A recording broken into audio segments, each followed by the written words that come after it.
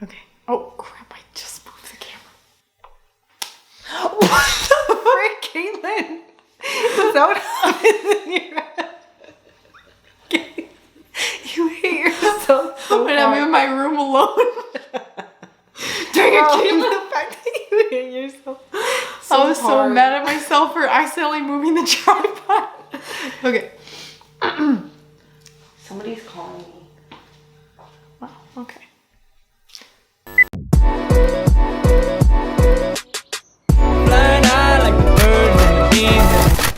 Hey guys. I'm Sarah. I'm Kaitlyn. And we are your best friends. And today we are doing the 4th part of our incoming college freshman series. What is this part? It's a Q&A. It's Q&A time. College Q&A, baby. Honestly, like, this one is really going to be cool to watch because we're going to answer a lot of questions that were burning in me before I got into college. We're going to answer it, and it's going to be different than your typical YouTubers' answers. Why? Because we're not typical YouTubers. We're not. No. We're just not. Yeah, I'm not going to say what we are. I'm just saying we're not that. Okay? You don't know what we are yet, but you'll find out. What? Oh, I was just going to say subscribe. Yeah. Subscribe to our channel because we are not your typical YouTubers. Exactly. Well, okay, and here is what we are. On yourbestfriends.org, you can see what we're all about, and genuinely, you'll see the heartbeat of why we're doing what we're doing. We really don't care about being YouTube famous and all those fluffy things because our life has been beautiful with or without that. Anyways, so check that out, and we have a donate button if it's ever on your heart to give to where we are going. Boom. Let's jump into the first question, shall we? Let's go. Okay, question number 1. What is it like when you first go to your college's gym? Okay, so I've been working out for a while since before that. So if you haven't been, it's going to be a little bit different of an experience, maybe a little more intimidating because you're just now wanting to get into working out. But for me, my comfort zone is already the gym. So what it was like the first time going was I was excited and I went with a friend. Duh. I'm not going to lie to you. I didn't go by myself. I was real with myself. Like, it takes time to adjust to any gym. It takes time to understand where the equipment is. It could take you 2 months to really understand the layout and take advantage of everything. And so I was just real with myself. I know that that's how it is at gyms. Like, the first few weeks, I just stay in my little corner and then I creep out and use more and more equipment as time goes on. And I'll say for me, I didn't work out. In high school, I wasn't comfortable going to a gym, so I was the opposite. I went with a friend too, and the first few times I would just like play around in the gym with my friend. Like, we would do workouts together, and that helped me get more comfortable with the idea of going to the gym. Once I started getting really into fitness, I realized that college gyms at big universities can be tough because a lot of the students, since their membership is free, don't treat the gym with the most respect. Yeah, they're so known for leaving their weights everywhere. Leave their weights everywhere, freaking leave 200 pounds of weight on the squat rack. So if you're already workout, you're gonna have to clean up after some people, but yeah. Question number 2. What is college like on a daily basis, Sarah? Okay, on a daily basis, it's going to depend on what you have going on in your personal life. There is no right way to do college. No. So, wait, okay. It's awkward for me because freshman year was different, but I'm going to talk about how my college really ended up looking like after I transferred. And that was, I had a dog, so exercised her 2 or 3 times a day. I was more of a homebody.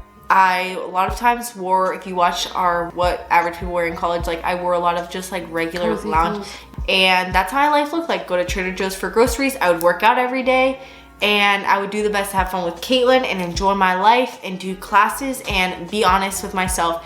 Enjoy the blessings and not be so hard on myself for the things that I didn't have at the time. It definitely depended on the phase of life that I was in. My freshman year, it was pretty much just wake up, go to class, like walk to class. Get wasted. Get super...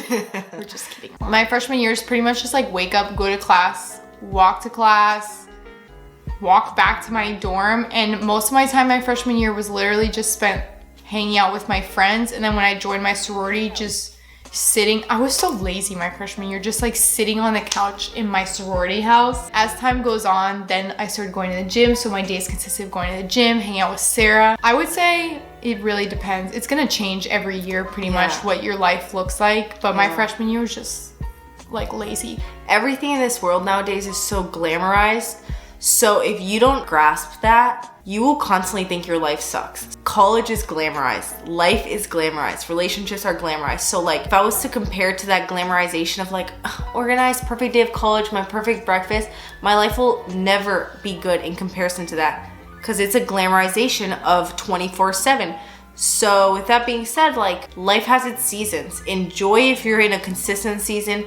And if there's a time when you find yourself that life's a wreck, you're going home more than usual, or the money is tight and you're only working, then that's another season in and of itself, and that's called life. Next question, and I'm definitely gonna let you answer this one because this was your experience and you have a video on this too for more in depth, but is transferring colleges not normal / what happens if you choose the wrong college?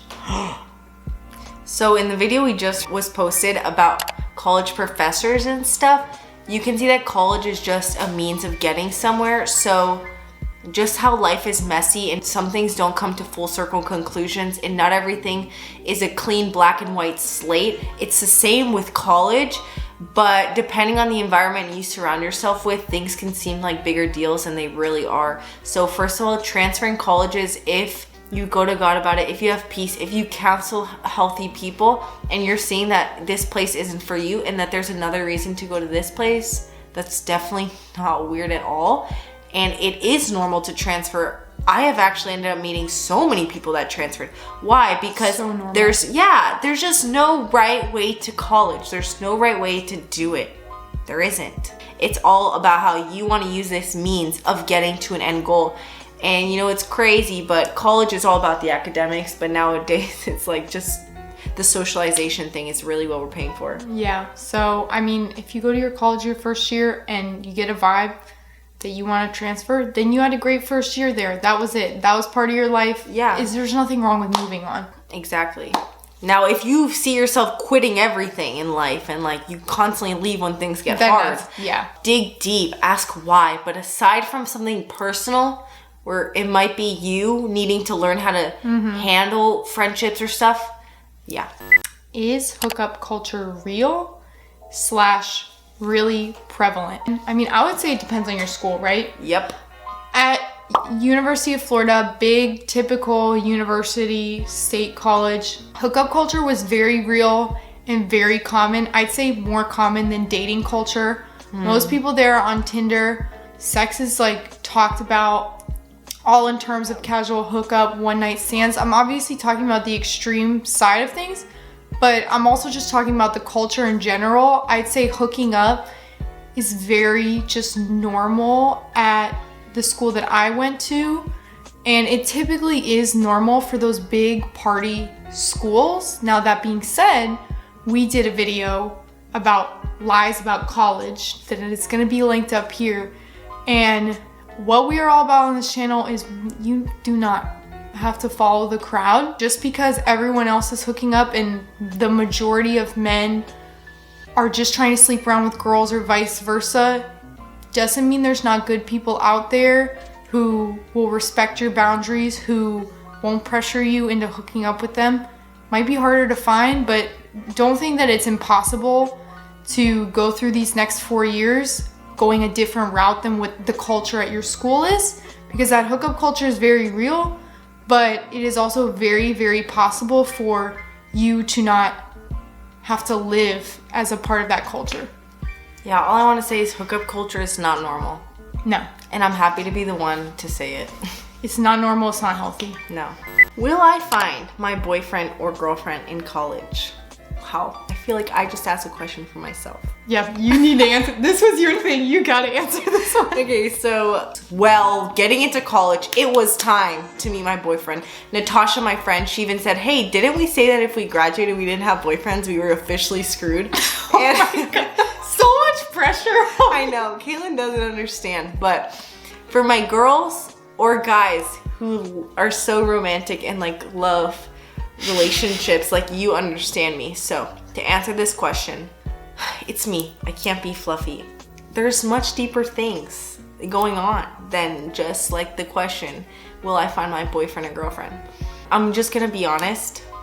You don't want a boyfriend or girlfriend unless you yourself are healthy. Yep. Because I myself have realized that I still have things going on in my internal life and like insecurities popping up and struggles that I dealt with years ago that are now popping up. What is dating for? It's for marriage. And also having a wedding is very expensive. So just like be logical as well. Like you can find a partner in college and hopefully there's peace surrounding that relationship. If there's not peace specifically from God, maybe it's driven by passion instead, like sexual passion, or you just have never kissed somebody, now you're exploring this whole world of the physical stuff. Or even boredom. Exactly. All these things that you can be using a relationship to fill some inner holes in your life. You can do anything you want. Like you could go on Tinder and you can settle. You can find it. Yeah. But to be a healthy person who actually doesn't want to rush a process, I would say dig deep and realize that dating and relationships, they're so much realer and heavier and deeper than we give it credit for. And I just hope for you that you have this desire to be super healthy and love your life that God has placed in front of you and love God before you try and fill the holes with a relationship, because it doesn't feel good to feel lonely even as you have a person with you. Yeah. If anything, it's even harder. We have a lot of videos on relationships and stuff as well, but that's my answer for that. I would say it's kind of funny, but 90% of college students are not even ready for the responsibility and the work that comes with a true healthy relationship. And that's okay, because you're gonna change a lot in the next 4 years. So yeah. Also, can I just say, like when I would scooter around UF campus, like I would see some couples walking around holding hands, and you probably know this, but there are some girls that we know that literally are with their boyfriends 24/7 if they met in college. Oh heck yeah. And bro, I'm not even gonna lie, like I would low-key be depressed to be like glued to a human being, because I'm trying to go places. I'm trying to fulfill the purpose that I have been created for. I'm trying to move. And if I'm so desperate for a relationship that I'm literally glued to 24/7 and we wake up together and we sleep together and we need each other for everything, like makes me cringe. But it's also really real. It's super easy to get trapped in that. Like we're human, we all can. Just to say too, like I used to think I wanted a typical college relationship and all that, but I was so grateful that my relationship did not happen to where we were both at the same school, because you just want to be with them all the time, and then I'd be depressed because it's just I'm giving all my time to them. Yep. Is having a roommate really that bad? And how do I find a good roommate? My freshman year, I lived in a dorm with 2 other girls. So I was in a triple, all of us in one room, basically the size of the room that Sarah and I are in right now. Yeah. We had a bunk bed and there was one other girl across. We had our tiny desks and that was it. It was very cramped. It is a definition of what you're probably afraid of when you're signing up for dorms. One of my roommates I met through Facebook, and then the other roommate was completely random. Could have been a nightmare scenario, and it was actually not bad at all. If you're worried about having a roommate, pray about it.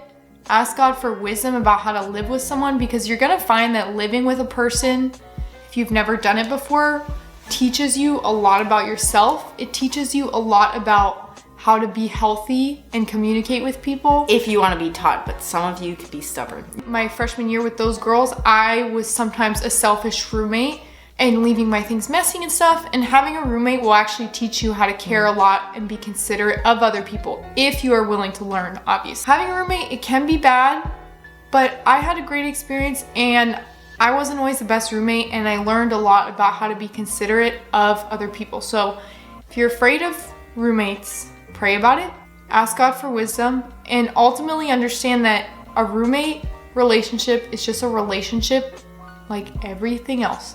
If you nurture and you sow that relationship with love and with healthiness, then it's gonna flourish. But if you're sowing it with being fake, and unhealthy communication and being rude, then yeah, your situation's gonna suck. And sometimes people get crazy roommates, but I would say that's like 1%. Last thing I'll say, how I met my roommate, like I mentioned, is through Facebook. My school did Facebook class pages where you would like post about yourself and say you're looking for a roommate, and that's how I found mine. Same. Yeah. Be the roommate you want to be. No, wait, that you want to have. Should I live in a dorm or an apartment? I'll answer this one.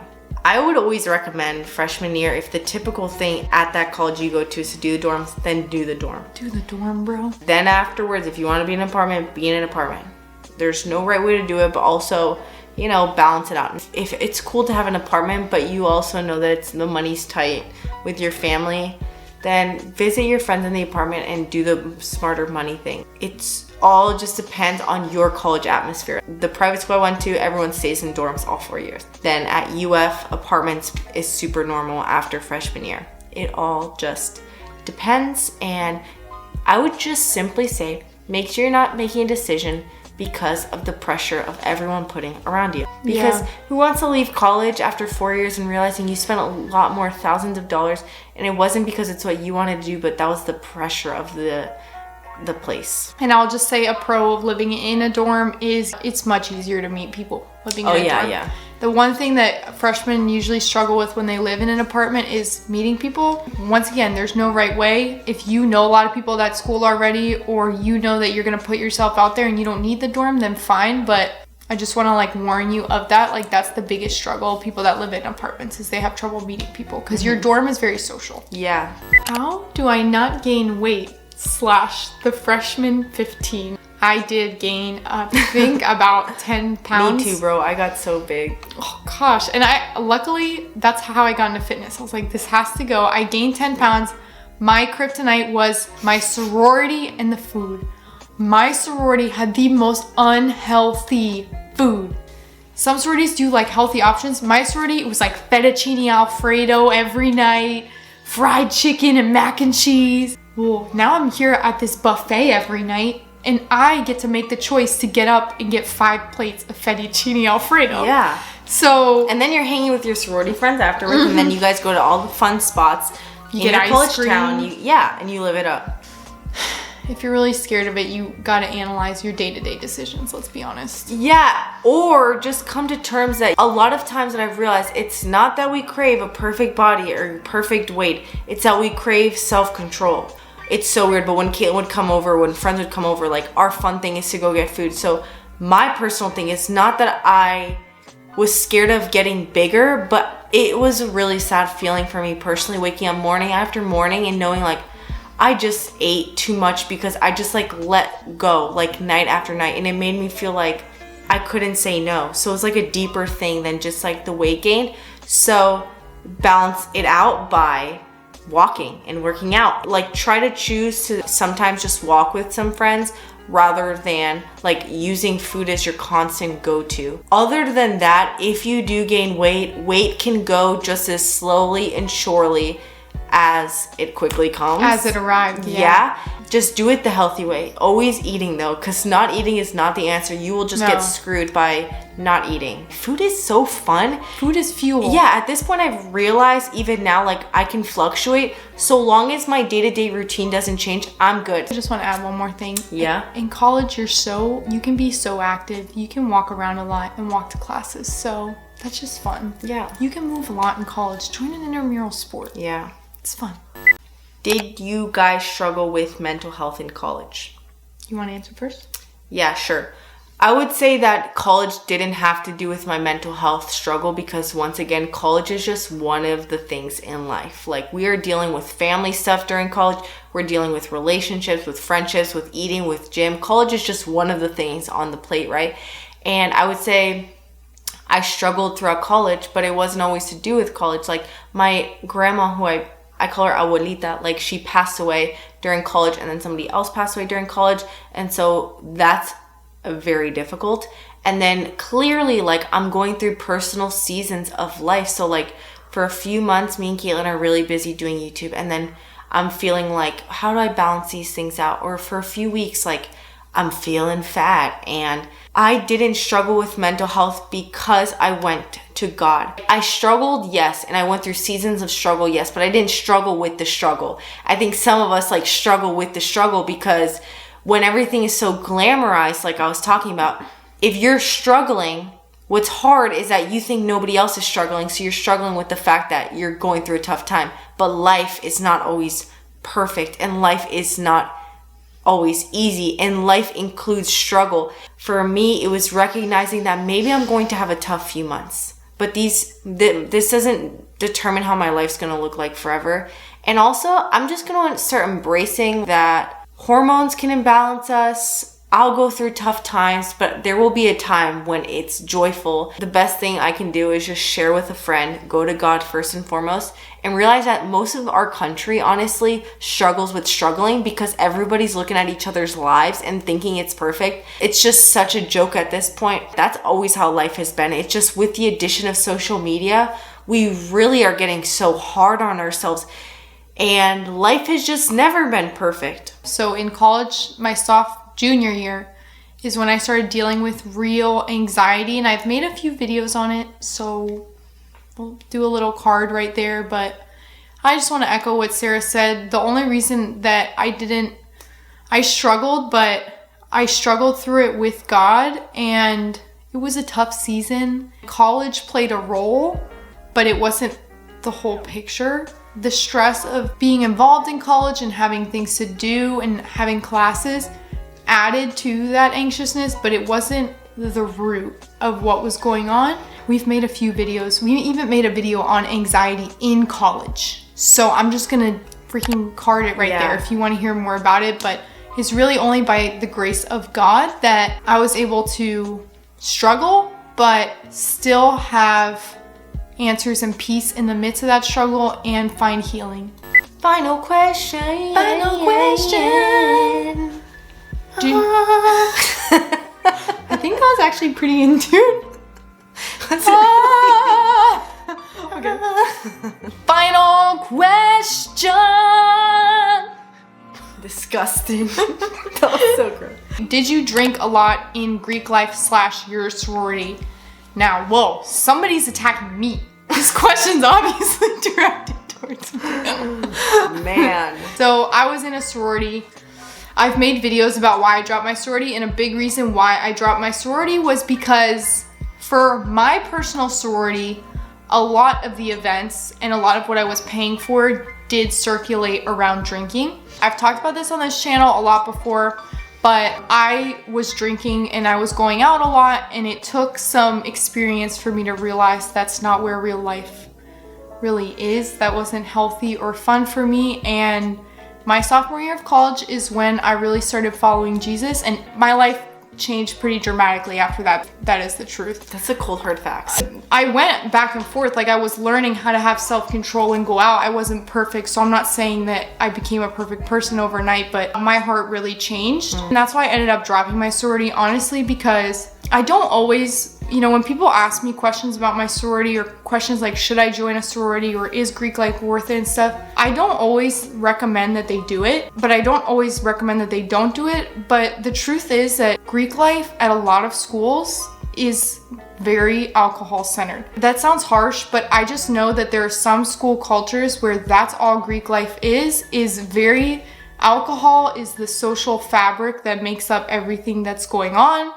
Most events, even normal events that should involve drinking, like going to a hockey game or things like that, people are pre-gaming before and they're getting drunk before. And I'm just stating this to tell you, it can, depending on the school you're at, be a huge factor in your sorority or fraternity. You might even struggle if you decide not to drink in college, which is a really cool choice of you, and you find out that your fraternity is gonna haze you and make you drink, or your sorority is all about drinking, so it's hard to make friends. So that's why I really never recommend either way that people join a sorority or not, because the truth is, some sororities, not all, are just really heavily centered around alcohol, and it's not like the healthiest. It's just not healthy. So, and then some can be about sisterhood, but some are right? Right? Which is why I said some. At depending on the school, like I know at UF it was pretty much like just alcohol, and you can find sisterhood there and stuff, but I think most sororities that you join, it's gonna have drinking in it. It's going to, so you have to make that personal choice for yourself before you go in. Don't wait for people in your sorority to tell you what to do, because then you're not making the choice for yourself. You're just gonna be going with whatever the crowd does. And question, what do we think about alcohol for those listening? Like when we got those questions about alcohol, because we're not all about like black and white. What is the deeper thing about drinking and stuff for you and for me? Well, you can answer this after, but we made a whole video on this called Do We Get Drunk? Like, we don't get drunk. We're not here for like the binge drinking life. I mean, we have like a glass of wine every now and then. We have a whole video explaining our stance. But if you want to answer that a little bit more, you can too. Yeah, we do have a whole video, but then I guess the only thing I would say just for this video is that my life is so much better than needing alcohol. That's really all I can say. That's a good way to put it. My life is so much better. I don't need alcohol. I don't need it. I don't need it. Well, that's all of our questions. That's it. Okay, well this was guys, fun. It was really, this was fun. Yeah, this was really fun. We hope you enjoyed these very honest Q&A questions. We love you guys so much, and do not forget to subscribe to this channel. Please subscribe. We love you guys. And we'll see you in the next part 5 video of this series. Part 5, baby. Bye.